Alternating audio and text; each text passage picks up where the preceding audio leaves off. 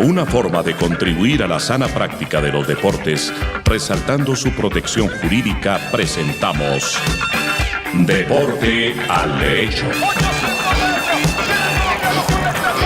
Los temas que conciernen a la actualidad de los acontecimientos deportivos cobijados por la Constitución y las leyes. Deporte al Derecho. Una presentación de La Voz del Derecho.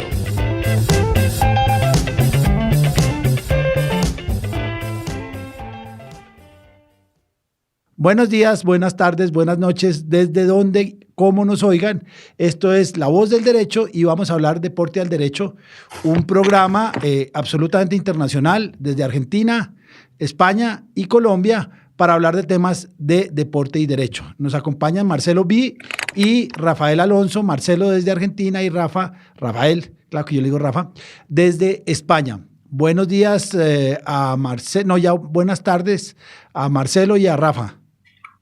Hola Andrés, ¿cómo te va? Hola Rafa. Hola, saludos a todos. Bueno, como siempre empezamos con editoriales. Yo tengo una editorial que es inconclusa, como una sinfonía de Schubert.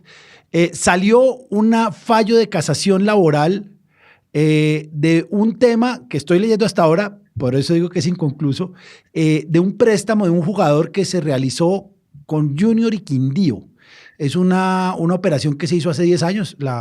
La justicia colombiana, como la argentina, y no sé la española, pero la argentina y la colombiana sí, se demoraron casi 11 años, 8, 9 años, desde el momento de los hechos, para fallar un tema que es muy interesante, que tiene que ver con suspensión de contrato y con obligaciones del empleador frente a la suspensión de contrato. Yo supongo que con pandemia ese tipo de soluciones ya se tienen más claras, pero estamos hablando del 2010-2011, donde los préstamos se daban con una licencia no remunerada y se suspendía el contrato.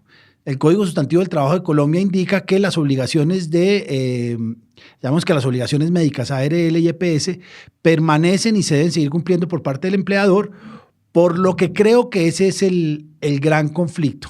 No lo sé, repito, para la próxima editorial prometo contarles el final, pero me parece que es una sentencia interesante porque estas son las sentencias que moldean al final las actividades deportivas en Colombia. Acá, si hay una circular o si hay alguien que dice que sería bueno, mientras no haya una conducta un poco más coercitiva, la verdad es que los clubes no le paran muchas bolas. Pero bueno, habrá que leerla, la leeré, se las pasaré si la quieren, compañeros, y arrancamos. ¿Siguen ustedes? Bueno, me adelanto, Rafa. La verdad es que a mí me llamó la atención esta semana el fallo de la Corte Suprema de Chile, la máxima instancia judicial de Chile, que le dio la razón al Club de Deportes Valdivia en contra de la Asociación Nacional de Fútbol Profesional Chilena. Y en definitiva, lo que está acá en discusión, o lo que estaba en discusión, son las famosas cláusulas que se aplican desde la FIFA a todas las federaciones, o casi todas las federaciones, por lo menos las que yo tengo conocimiento seguro, que impiden a los clubes y a las ligas acudir a la justicia ordinaria como método, como instancia de resolución de sus conflictos, en virtud de lo que, lógicamente, reconocen al Tribunal Arbitral de Deporte como un organismo arbitral independiente. Y ustedes fíjense que este es un tema muy interesante, porque la Corte Suprema de Chile, vuelvo a recalcar, la máxima instancia, en un fallo, del cual tuve acceso muy interesante y del cual escribí este fin de semana algún artículo que si a ustedes les interesa después se los paso, termina declarando de alguna otra forma inconstitucional este tipo de cláusulas, que a mi entender no hay ningún tipo de duda que son así, de prohibición de acudir a la justicia ordinaria como instancia de resolución de los conflictos, y se basa, por supuesto, en lo que primero hace un análisis del reglamento de la Asociación de Fútbol Chilena, hace un análisis del reglamento del Estatuto de la Conmebol y de la FIFA, pero en definitiva termina diciendo de que las normas de orden público, las normas de orden público y sobre todo la supremacía de la Constitución de Chile y de las convenciones internacionales, desde la Declaración Universal de Derechos Humanos, la Convención Americana de Derechos del Hombre, el Pacto Internacional de los Derechos Civiles, Sociales y Políticos tienen claramente una supremacía y le dan lugar a que cualquier persona, ya sea física o jurídica, pueda recurrir a la justicia e inclusive la instancia y la posibilidad de apelar cualquier fallo decisorio en contra que lo considere perjudicial. ¿Esto en qué contexto se dio? Muy simple. El contexto también es tan interesante como es interesante el fallo, porque la Asociación del Fútbol Chileno tiene previsto, o tenía previsto hasta hace muy poco tiempo, porque eso es materia de otra charla, que aquellos clubes que venían de la segunda división es fútbol profesional en Chile. Chile tiene la primera A, primera B y segunda división. Son 43 equipos en total. Deportes Valdivia en el año 2016 había ascendido de la segunda a la primera B y tenían incorporada por estatuto la obligación de que el club que ascendía a la primera B tenía que pagar una cláusula de incorporación. O sea, por ascender vos debías pagar al sistema. Y esa misma cláusula de incorporación tenía previsto un sistema de compensación si descendías. En el 2020, Valdivia desciende y le reclama justamente a la asociación el cumplimiento de ese monto de dinero en virtud de la cláusula de indemnización fruto de su descenso. En una asamblea extraordinaria del 2021, este año, la Asociación Nacional del Fútbol Profesional decide ya no pagar más esa cláusula de indemnización, a pesar de que el descenso se habría producido en el 2020, y en virtud de eso, en vez de Deportes Valdivia acudir a agotar las vías internas e ir al TAS, como lo hubiera hecho seguramente cualquier otro club, directamente le reclamó vía judicial este importe. Primero la Cámara de Valdivia, o sea, la instancia suprema de Valdivia se lo deniega, y en la Corte, en definitiva, le terminan haciendo lugar al Club Deportes Valdivia y le ordena la Corte no solamente que la vía, en realidad rechaza lo que dice la Corte, la NFP, sino que además le ordena la imposibilidad o la prohibición de aplicarle cualquier tipo de sanción, como están previstos normalmente en los reglamentos. Bien interesante. Yo algo había leído y lo apunté, eso es como dicen en las novelas, hice una nota mental. Ya estoy hablando podemos traer un chileno, a Hernán González, que es abogado también y le gusta, es abogado deportivo. Lo podemos traer para una próxima situación, pero me parece que es muy interesante, porque lo que uno ve es que los reglamentos deportivos son abiertamente inconstitucionales. No voy a hablar del dopaje, porque ese ya es bastante más, pero hay esa imposibilidad de acudir a la justicia ordinaria, que fue con lo que yo empecé con un tema del Olimpia, pues es abiertamente inconstitucional. Rafa, ¿algún comentario adicional o tu editorial? Mi editorial versa sobre un tema de rabiosa actualidad en España. Hoy varios medios se hacen eco de que al parecer la Guardia Civil está registrando como una decena de sedes de clubes de fútbol, principalmente de la tercera y cuarta categorías del fútbol español, las categorías de Primera Federación, Segunda Federación y no sé si algún club de Tercera Federación. Al parecer, lo que busca las fuerzas actuantes es indicios de posibles fraudes a la seguridad social por la falta de cotización a la seguridad social por parte de los clubes respecto de sus jugadores profesionales y el posible pago de cantidades no declaradas, es decir, en dinero negro.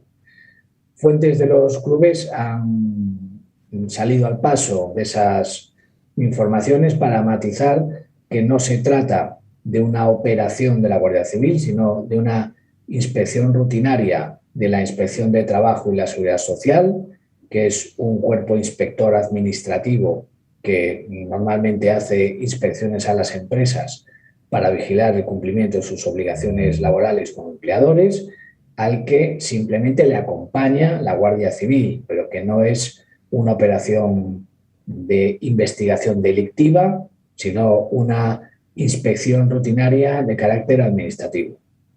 Según las informaciones que se hacen eco de estas actuaciones de inspección, el desencadenante de las mismas habría sido la publicación en los medios, hará cosa de un año, de una carta en la que algunos clubes de fútbol se quejaban ante la Federación Española de Fútbol de que las nuevas condiciones de acceso a la competición, con ocasión de la reestructuración de estas competiciones profesionalizadas, perjudicaban a los clubes que siempre habían cumplido fielmente sus obligaciones tributarias y de seguridad social frente a los clubes que acostumbraban a saltarse a la torera ese tipo de normas y no cumplir con sus obligaciones de cotización a la seguridad social. Según estas informaciones, que al tener conocimiento de esa carta y de que estaba normalizado en los clubes de fútbol esa situación, se ha puesto en marcha esta inspección. A mí me parece algo bastante sorprendente porque que en una carta alguien diga hay clubes, así en general, que no cumplen sus obligaciones, no lo veo yo un desencadenante como para poder justificar que se está ante una situación que exige una investigación un año más tarde. Ya veremos cuando se concrete todo esto, si realmente estamos en el curso de una investigación de un posible delito de fraude a la seguridad social, dependiendo del montante de las defraudaciones, o si estamos, como dicen los clubes, ante una inspección rutinaria. Lo que es evidente, para situar a la audiencia, es que los clubes de fútbol son empresas como cualquier otra y tienen que cumplir sus obligaciones respecto a sus trabajadores. Y en el momento que tengan empleados, deportistas profesionales, tienen obviamente que declarar cualquier cantidad que les abonen.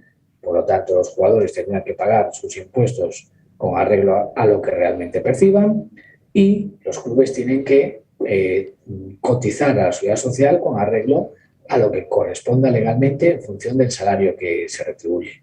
No veo que tenga nada de relevante.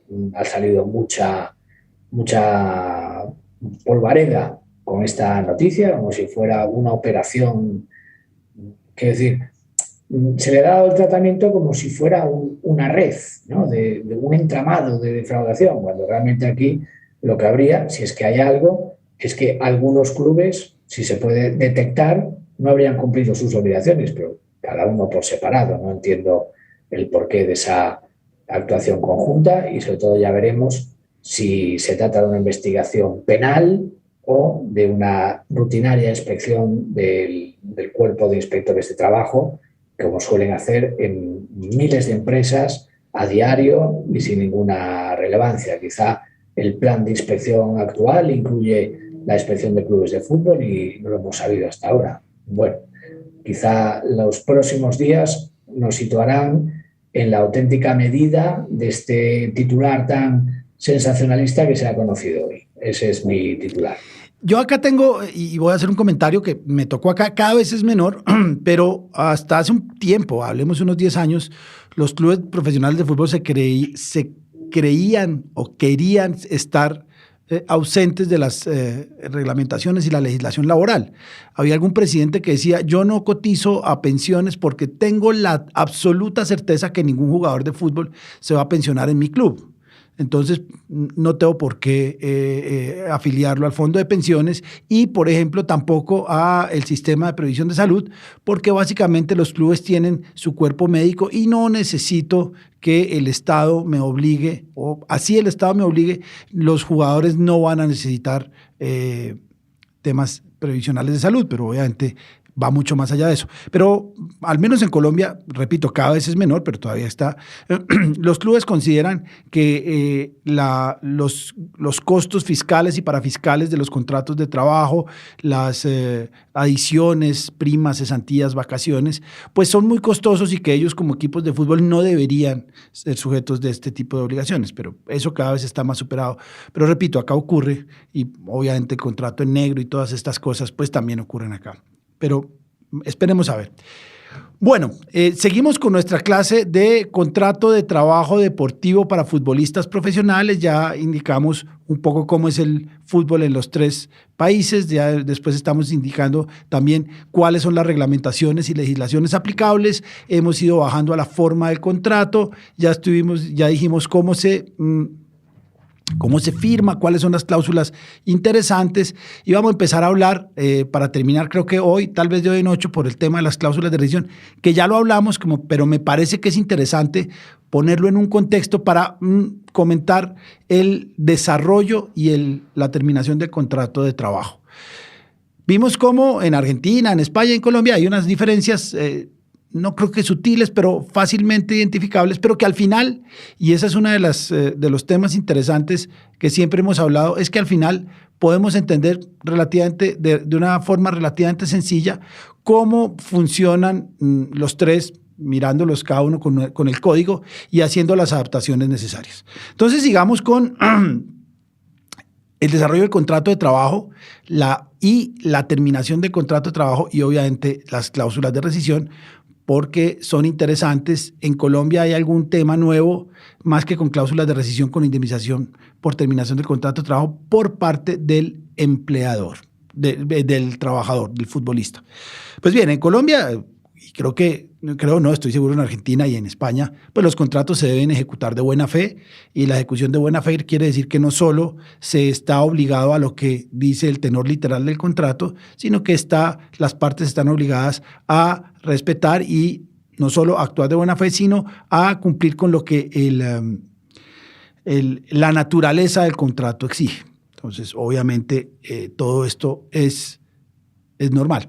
Hay 2 o 3 temas que en la legislación colombiana son interesantes y que se suplen de una manera bastante sencilla. Son horas extras y dominicales y festivos. Hay otro tema que también lo estuve mirando y es el contrato con menores de edad. Hay una tutela muy interesante que habla, la de Cristian Mejía contra el Tolima, sobre estos contratos. Yo quiero empezar hablando de los menores de edad y también voy haciendo una introducción. El nuevo reglamento de agentes de FIFA indica que los menores de edad que los agentes no podrán, y lo dice textualmente, es una versión preparatoria, pero lo dice, los agentes no podrán acercarse. Y yo quisiera saber qué quiere decir FIFA por acercarse a los jugadores menores de edad. Después hace un desarrollo. Pero bueno, hablemos de los trabajadores menores de edad. En Colombia se permite hasta los 16 años, obviamente con la firma del papá, de los papás, en virtud de la patria potestad, y no podrán desarrollar algunas actividades entre las cuales no se encuentra el fútbol, de manera que lo pueden firmar, y hay algunas restricciones de horario y de tiempo que por las razones del fútbol pues no hay mayor problema. En temas de horas extras y dominicales y horas nocturnas, los contratos indican que la remuneración incluye, y no creo que nadie haya hecho el cálculo, incluye los recargos nocturnos y el trabajo en tiempo no laboral, básicamente domingos y festivos, que es normalmente donde se juega el fútbol, porque lo que siempre ocurre es que el fútbol ahí sí es absolutamente distinto a lo normal. Se juega cuando la gente no trabaja, pues es parte del esparcimiento que tenemos todos los que trabajamos, es que en las noches o los fines de semana vemos fútbol. Pero los que vemos fútbol estamos al frente de la televisión viendo a unos trabajadores que tienen que desarrollar su contrato. Repito, en Colombia lo que se dice es que la remuneración incluye los trabajos en domingos y festivos y nocturnos. empecemos a caminar con menores y horas extras, domingos y festivos en sus dos estados, países. Bueno, en Argentina, como yo, efectivamente, como vos hiciste la introducción, Andrés, a partir de los 16 años de edad se puede firmar contrato profesional. Entre los 16 y los 19 hay el convenio colectivo de trabajo, prevé la posibilidad de lo que se llama un contrato promocional, o sea, puede ser un contrato por 1 año, por 2 años, por 3 años. Recordar que acá en Argentina el mínimo es 1 año, el máximo son 5 años. El convenio colectivo de trabajo, una vez que el jugador firma el contrato de trabajo, no hace distinción si el jugador es menor o mayor de edad en cuanto a la licencia.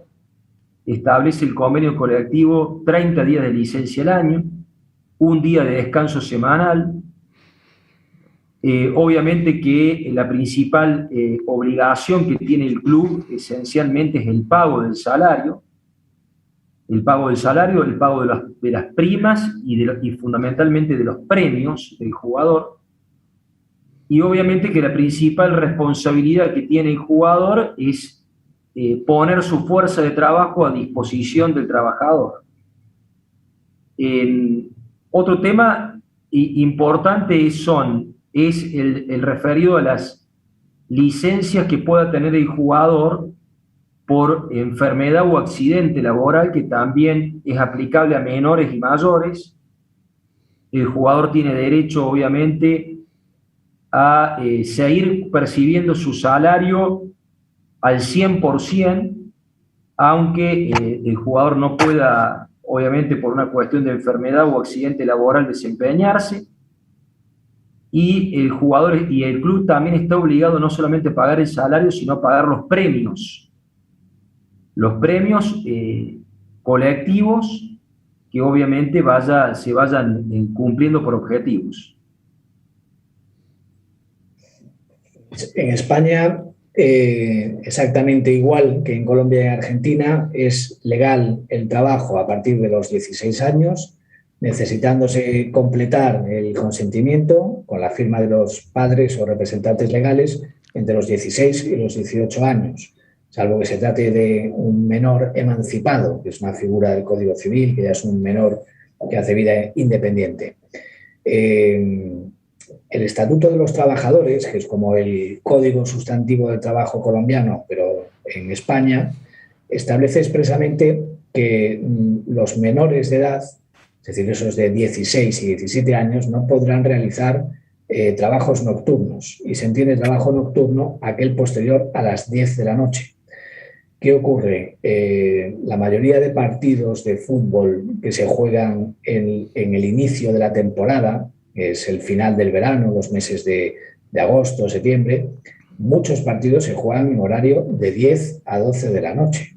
Y en muchos casos intervienen en esos partidos deportistas profesionales menores de edad, y se estaría violando esa prohibición de que los menores trabajen en horario nocturno. Además, los partidos de fútbol profesional, yo creo que podemos admitir que tienen la consideración de espectáculos públicos, y el Estatuto de los Trabajadores también dice que la participación de menores en espectáculos públicos necesitará un permiso expreso y por escrito de la autoridad laboral. Bueno, pues yo lo que quiero compartir con vosotros es que no tengo conocimiento de que absolutamente nadie cumpla esas disposiciones, es decir, están ahí, pero yo creo que nadie se preocupa nunca de cumplirlas, y por lo tanto vemos futbolistas menores de edad trabajando, jugando al fútbol más allá de las 10 de la noche, haciendo horario nocturno y participando en un espectáculo público como es un partido de primera división, sin que nadie haya pedido un permiso expreso a la autoridad laboral. Son hechos que por su habitualidad ya todo el mundo da por supuesta su legalidad, y yo creo que nadie se plantea la necesidad de cumplir el Estatuto de los Trabajadores en este punto. Bueno, así son.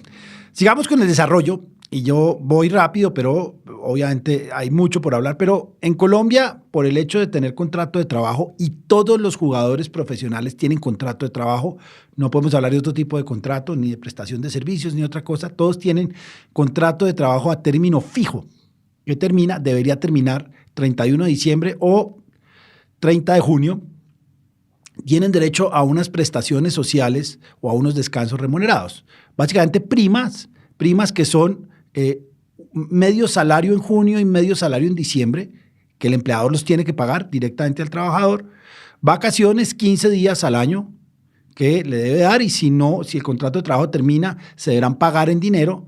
Y tienen los contratos de trabajo menores de 10 salarios mínimos, de 10 millones de pesos, tienen, si está pactado, salvo estos contratos de trabajo, los trabajadores tienen derecho, los jugadores profesionales, a una cesantía que es igual a un salario que se debe depositar en un fondo de cesantías por cada año trabajado. Todas estas prestaciones sociales son también, se pagan proporcional a tiempo cumplido. De manera que no solo son los 12 meses los que se deben remunerar, sino también vacaciones, primas, cesantías, intereses de las cesantías y, lógicamente, pues están todos los aportes a seguridad social, riesgos profesionales y pensiones. Digamos que el trabajador que tiene un contrato de trabajo tiene ciertas ayudas adicionales al sueldo que le permite un mejor pasar. Repito, lo he dicho, cada vez es menor, pero todavía ocurre, y ocurren dos situaciones que voy a comentar ahora. Una es que a veces los equipos profesionales, un poco apoyados en la ignorancia de los jugadores, eluden algunos de estos pagos. Cada vez es menor, porque además la Asociación de Jugadores Profesionales no permite, por lo menos informa bastante bien a los jugadores que eso se les debe pagar. Pero hay otro tema que es más complicado, y es cuando hay doble contrato, el contrato que se registra y el contrato por debajo de la mesa o en negro, como dicen los argentinos, y ahí vienen grandes problemas. Yo me acuerdo, y de hecho en este momento me voy a enfrentar a una demanda de esas. Yo estoy con un jugador que tiene dos contratos y que va a reclamar, obviamente, las primas, cesantías y vacaciones de ambos contratos. Pero obviamente la tentación que tienen los clubes es de pagar primas, cesantías y vacaciones con solo el salario del contrato de trabajo.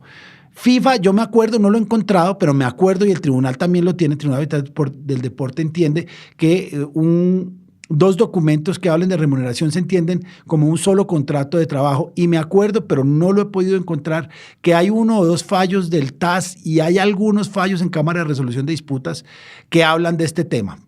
¿Qué ocurre en Argentina y en España? Bueno, en Argentina sucede algo muy similar a lo que vos planteas, Andrés. A ver, ¿qué tienen derecho el jugador profesional? Los 12 salarios más el aguinaldo. El aguinaldo sería como un salario 13, para que la gente lo entienda. Tiene derecho, en el caso de un despido con justa causa, supongamos el incumplimiento del pago de salarios, a una indemnización por antigüedad, que sería lo similar a lo que es la cesantía de la cual vos hablabas. Y el fondo es una indemnización por antigüedad que se paga un mes de salario por cada año de trabajo. Tiene derecho el jugador a una indemnización por falta de preaviso, que es otro rubro indemnizatorio típico de cualquier trabajador en la Argentina. Hay que recordar que siempre, lógicamente, más allá del convenio colectivo, rige la ley del contrato de trabajo. Y en definitiva, obviamente que si el jugador hay justa causa en ese despido, en esa ruptura contractual, tiene derecho a una indemnización especial, que es exigir el cumplimiento íntegro del contrato hasta el último día, ¿no? Eso es en líneas generales en cuanto a los rubros indemnizatorios, más allá de que acá también se estila mucho lo que vos planteabas en el caso concreto tuyo de este cliente. Y en Argentina hay fallos, ahí ya hay muchos fallos, que indican que el salario se complementa del del contrato que se encuentra registrado en AFA como del contrato en negro. O sea que a los efectos del reclamo, en definitiva, de los rubros indemnizatorios y de lo que el club adeuda, se toman en cuenta ambos contratos. Fallos en justicia ordinaria, supongo yo. Justicia ordinaria. Acá Sí. es justicia ordinaria porque, como ya lo hemos comentado en alguna otra oportunidad, en Argentina no existe ni una cámara de resolución de disputas, ni un órgano tribunal, ni un órgano de tribunal de arbitraje reconocido por FIFA, sino que acá se fija directamente como fórum, como jurisdicción, los tribunales ordinarios. Entonces, cuando hay un conflicto directamente de incumplimiento de un contrato de trabajo, las partes recurren a la justicia ordinaria, e inclusive te digo más, los jugadores que son extranjeros, les conviene mucho más desde un punto de vista del tiempo y fundamentalmente del monto económico a reclamar, recurrir como cláusula, fijar como jurisdicción la justicia ordinaria argentina antes que ir a la FIFA. Porque en Argentina vos, cuando a los 30 días que se produce el retraso del pago del salario o del pago de un premio, vos ya podés intimar vía futbolista argentino gremiado, que es el sindicato, al club para que en el plazo de 48 horas deposite el salario o el monto deudado en concepto de premio, bajo el percibimiento de considerarte automáticamente despedido y solicitar la libertad de acción, que en su caso, si no te la da el club, obviamente, se la podés reclamar directamente la AFA. Y si la AFA no te la da, es responsable solidariamente en el futuro juicio laboral. Rafa. En España el contrato de trabajo se determina en el convenio colectivo de cada deporte en concreto. En el caso del fútbol profesional, pues la regulación contenida en el convenio colectivo de fútbol profesional establece que los futbolistas tendrán 30 días naturales de vacaciones al año, de los cuales 21 han de ser continuados y los otros podrán distribuirse a lo largo del año. Establece también que los contratos de trabajo se tendrán que formalizar por sextuplicado ejemplar, y obviamente por escrito, y establece un periodo de prueba máximo de 15 días, durante los cuales el club podría echarse atrás en la contratación. Eso sí, excluye el ejercicio de la no superación del periodo de prueba si ya se ha tramitado licencia para el jugador. En el momento que se ha tramitado licencia, se entiende que el club ha renunciado a ese periodo de prueba, que en el derecho laboral general puede ser más amplio, puede llegar hasta 3 meses. En el convenio colectivo se reduce a 15 días. Pero tengo entendido, Rafa, y tampoco me acuerdo dónde, pero yo lo leí, que FIFA no permite este tipo de periodos de prueba. Sobre todo porque el jugador...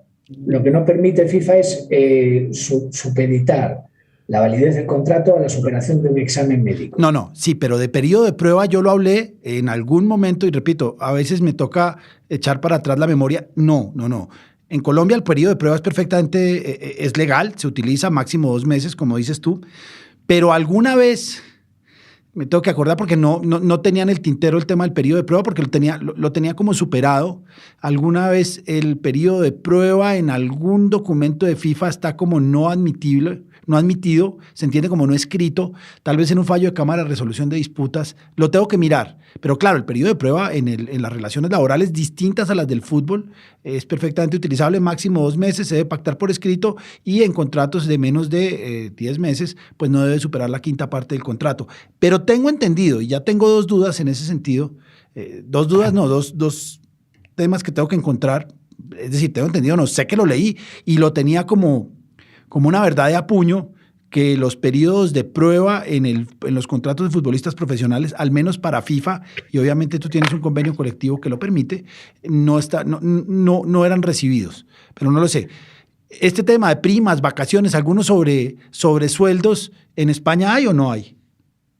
Sí, en España se establece que las remuneraciones de los jugadores están conformadas por el sueldo mensual, las pagas extraordinarias, que pueden ser pues 2 pagas a mayores del sueldo mensual, o también pueden prorratearse, es decir, repartirse la parte proporcional y sumarse al sueldo mensual que se devenga mes a mes. También hay clubes, por ejemplo, tengo entendido que el Real Madrid, al menos hace unos años, hacía así, que no paga sueldos mensuales, sino que aglutina el salario anual y lo distribuye en 2 pagos al año, sobre todo en esas cantidades de jugadores, ¿no?, que cobran unos sueldos más elevados. Y después también el convenio colectivo establece que también son conceptos salariales, la prima de fichaje, que equivale a un 15% del precio de traspaso, el plus de antigüedad, que se devenga a medida que el jugador acumula años de antigüedad en el mismo club, y obviamente también forma parte del salario, en su caso, si se pacta, los derechos de explotación de imagen. Y luego lo que se hace es establecer una retribución mínima global garantizada en función de que se esté trabajando en la primera o en la segunda división, unas cantidades que se van elevando conforme a la inflación, al índice de precios al consumo anualmente. Bien, ahí vamos. Marcelo se nos adelantó a la terminación del contrato de trabajo y viene también, esos son conocimientos laborales por vivir con una laboralista. Creo que en Colombia no está permitido un pago superior, es decir, un pago que abarque más de un mes de prestación del servicio. Otra tarea que tengo, porque claro, yo lo leímos, los colombianos obviamente somos jamescentristas, entendimos que a James le pagaban, y en general a la mayoría de los jugadores profesionales del Real Madrid les pagan unas sumas enormes a principio no del año, sino de la temporada, y que después, no sé si después, y eso Rafa no te lo entendí bien, después no les pagan o les pagan unas sumas mucho menores. Creo que les pagan algo muy, muy chico. Pero no te lo sé decir exactamente, pero vamos, la idea que yo tengo, que traigo totalmente de memoria, es que había 2 pagos al año, 2 pagos importantes, y a lo mejor uno podía ser hacia noviembre o diciembre y el otro ya tirando hacia el final de la temporada. Al menos hace unos 10 años, ¿eh? No sé si se sigue funcionando. Con James sigue funcionando, eso sí lo tengo claro. No me acuerdo los números, pero la dinámica de pagar en 2, como dirían acá, en 2 puchos, una cantidad importante, sí está. Bien, y viene, no creo que las cláusulas de rescisión nos toca el próximo programa, porque quiero hablar de la terminación del contrato de trabajo. No sé si en España y en Argentina esté esta norma, que en Colombia es muy interesante, porque de hecho yo creo que el primer caso que fue al TAS de Colombia, que lo llevé yo hace casi 18 años, fue el caso de la no renovación. Es decir, los contratos a término fijo le permiten a las partes renovar de manera automática el contrato de trabajo si ninguna de las partes manifiesta antes de 30 días su intención de dar por terminado el contrato de trabajo. Es decir, que el contrato de trabajo, y en estos momentos estamos en esa situación de enviar las cartas de no renovación, los contratos de trabajo a término fijo, un mes antes de terminar, le dan la posibilidad al empleador y al trabajador de indicar su intención de no renovar el contrato.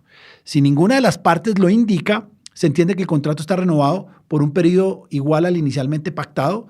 Y eso es muy interesante porque, salvo en el fútbol, todas las empresas lo que hacen es manifestar su intención de no renovar el contrato de trabajo, con la posibilidad el 15 de enero o algo así de volver a llamar al trabajador y reengancharlo, pero con un contrato de trabajo a término fijo y con una solución de continuidad para evitar algunos inconvenientes.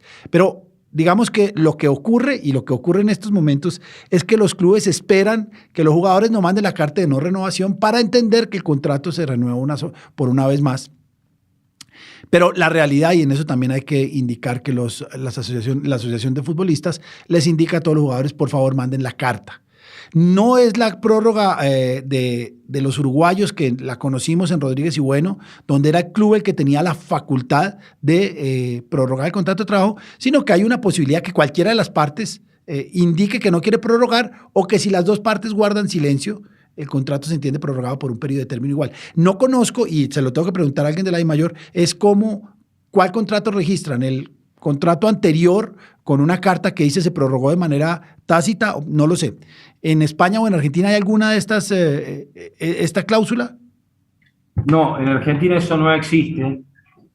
Existió hasta hace unos años, hace ya 10 años, un sistema muy similar al que vos estás planteando, porque en definitiva es el sistema de Colombia lo interpreto como que si vos 30 días antes no manifestás tu intención de no continuar en el club, hay una prórroga tácita del contrato. Exacto. Cualquiera de las dos partes. Cualquiera de las dos partes, efectivamente, tanto jugador como club. No, eso en Argentina existió con un sistema muy similar hasta hace aproximadamente, sí, un poquito más de 10 años, y se eliminó completamente. O sea, acá vos tenés tres formas. El contrato vence por el vencimiento natural del contrato, o sea, por el vencimiento de su término. El contrato vence de mutuo acuerdo en cualquier momento del contrato, o el contrato vence por justa causa. Exacto. O de lo contrario, también puede vencer sin justa causa, porque el jugador o porque el club, depende de qué lado lo veas. Pero en definitiva, no existe la posibilidad que concretamente planteas, Andrés, en Colombia.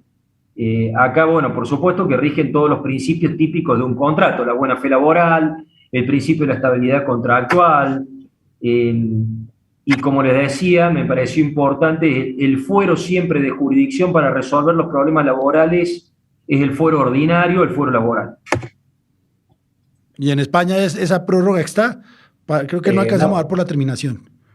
En España no hay prórrogas legales o automáticas, es decir, el contrato se extingue cuando se cumple la duración contemplada, y para que hubiera alguna prórroga tiene que ser expresamente pactada por ambas partes y además tienen que ser ambas